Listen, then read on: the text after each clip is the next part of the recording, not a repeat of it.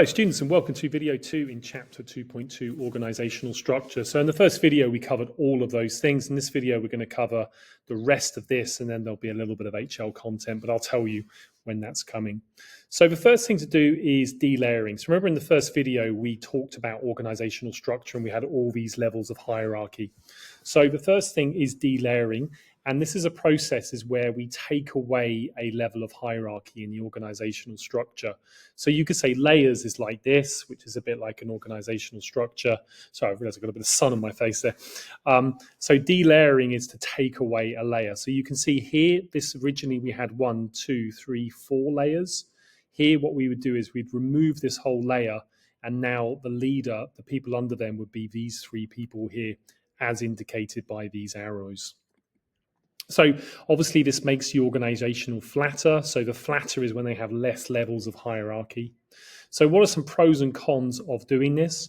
Well, the main pro would be it reduces costs. So previously we had to pay these 2 people, but now if we basically get rid of this level, then we wouldn't have to pay these managers their salary, which reduces costs. Quicker communication, so the chain of command is shorter. The chain of command beforehand would have to go through these people. Now it's just dum, dum, dum, like that. So the communication would be quicker. And also we would be empowering people down here. So previously these 3 people would have to report to these 2 people here, but now they're reporting straight to the CEO. So these people are going to be empowered, then presumably that's going to lead to higher motivation. Some cons, well, there's fewer opportunities for promotion. If you're one of these 3 people here, previously you'd be looking to get hired into one of these 2 jobs, but now there's only 1 job at the top, which obviously everyone's going to want. And so there's less promotion possibilities available. Employees have more work. So these 2 people, the work that they were doing previously, who's going to do that work now? Well, it's probably going to fall onto these 3, or maybe it goes on to the CEO at the top. So there's going to be more work overall. And because of, effectively, it's the same work for the less employees. And the CEO now has a higher span of control. Previously, their span of control was these 2. Now it's going to be these 3. And depending on the organizational structure, it may go from 2 to 10 or up to a much higher number. There's also the redundancy cost. So these 2 people are going to lose their job or this position is no longer available. So the business will have to pay them redundancy pay, which can be quite expensive, or find them other places in the organization. Sometimes they'll say, well, you can stay, but you now need to be at a lower level, which is probably something they probably won't want. Okay, next is centralization versus decentralization. So here are 2 diagrams which kind of show this in summary. I'm going to go through each diagram in turn. So the first one's going to be the centralization diagram. So centralization is when all the key decisions in the business are made at headquarters. So basically at the center of the business. So you can see we've got the word center in centralization. The center is kind of where the headquarters is. In the hierarchy, the organizational structure, it's going to be at the top. So it's not always necessarily center. So for example, who determines the working hours? So let's say we've got a sales department and an HR department. If the business is centralized, then headquarters determines the hours for both of these. So let's say that they both have to work the same hours. What about a marketing campaign? Well, centralization can also be geographic. So let's say that the headquarters is in Germany, but there are offices in Japan or other places in the world. In this situation with centralization, Germany is making all the decisions for Japan. So what are some benefits? Quick and easy decision making. So only the people at the center have to make those decisions. Otherwise, other people in the organization have to make it, and then it gets more complicated. There's more control and standardization of the brand. So for the marketing campaign, the headquarters in Germany, they can determine the marketing strategies all around the world and therefore make it consistent to keep that consistent brand. Some cons, employee demotivation. So if you're in different parts of the world, then you might say, well, Germany's making all these decisions for us. We want to have power to make these decisions. So basically, we're going to see with decentralization in a minute, when decisions go down to the bottom of the organization, people get more decision-making power. So with centralization, people have very little decision-making power because it's all being done at the top. But head office has all the pressure of making these decisions. So they've got to make all these decisions for people all around the world, all parts of the organization. That comes with pressure, and maybe they don't make the best decisions because other people, they know more about their own situation. There's also a lack of flexibility. So, for example, the sales force and the HR departments, maybe they need to work different hours. Like maybe the sales department, they drive around the country to different places to go and see clients. So maybe they need more flexibility in their working hours. Whereas an HR department, maybe they need a traditional 9 to 5 because they need to be at the organization. So the opposite is decentralization, when basically we take the key decisions and we allow other people in the organization to actually make those decisions for themselves. So you can see here, decentralization, decision-making power is passing all around the organization. So, for example, maybe we say that the sales and HR departments, they can choose their own working hours. So the sales manager and the HR manager, they choose the working hours for their own departments.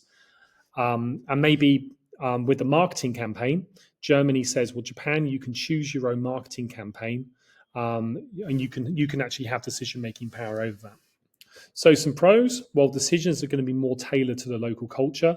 So you could say that the Japan marketing department are going to know more about the Japanese market than the German marketing department. So we can localize our marketing campaigns for each country. And we can also empower other parts of the business, which can improve morale and teamwork.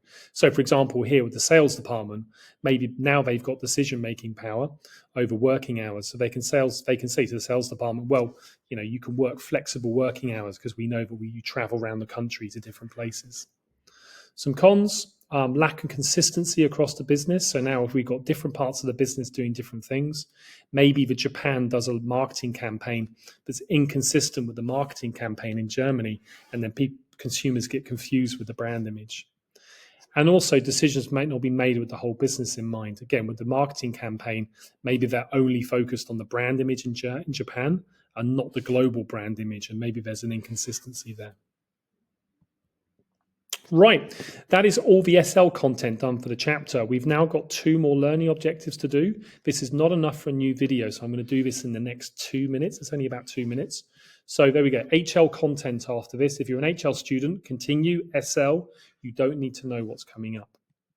So next up is matrix structure. This is another way of organizing the business. So in the previous video, we looked at organizing the business by function, by product, and by region.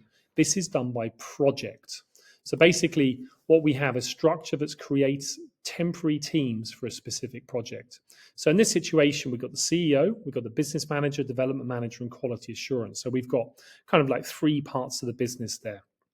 And what happens is, let's say the business is working on project 1. What they do is they create a team just for that project. So for project 1, they need a business analyst. So project 1 requires a business analyst. They get this person. They get a developer, which is this person, and they get a tester, which is this person. Project 2, they take a person from each of these 3 departments, and the same for project 3. So what you've got here is you've got a horizontal, a vertical, and a horizontal structure going on, where technically these 3 business analysts are in the business department. These developers are in the development department. But for individual projects, they create their own teams, which go across the departments. So you've got the vertical organizational structure, but then the project goes across like that. And here we've got a balance of flexibility versus confusion, where obviously the flexibility means that we can get the right people for each project rather than having to stick within the departments. But clearly there's going to be some confusion possibility where people don't really know who's on what team, and therefore it needs to be very clear about how this is done. Final thing for this chapter is Handy's Shamrock organization. So this is based on a model by Charles Handy. And basically, he uses the shamrock, which looks like this. It's kind of like a flower. And basically, he's saying that there's 3 parts to the business in terms of workers. We've got core employees, temporary workers, and subcontractors. So who are the core staff? Well, the core staff are full-time permanent workers. So in a school context, one example would be the teachers. So teachers are full-time. Well, most teachers are full-time. They're permanent workers. We also have the temporary workforce. So these are part-time workers. Maybe they're paid per hour, per piece, or per day, or whatever. And so for a school, this might be, say, substitute teachers, where they don't work every day. They work when there's a need to actually come and replace another teacher because they're absent. And then finally, we can outsource. Outsourcing is covered in chapter 5.4, locations. So you can check out that if you want to know more about outsourcing. And basically, we're here, a business is hired to perform, a business hires other businesses to perform specific tasks. So basically, we take a part of the business and we get another business to actually do it for us. So many schools will outsource their teaching, their cleaning. And so, for example, here, the cleaners who come and clean the school in this situation, they wouldn't be core staff because they're not employed by the business. They wouldn't be temporary because they're not part-time. They're part of another business and they come in to do specific things within organizations. In schools, some cleaners will actually be hired by the school, but in this situation, they're outsourced workers. Right, that chapter finished. I'll see you next time.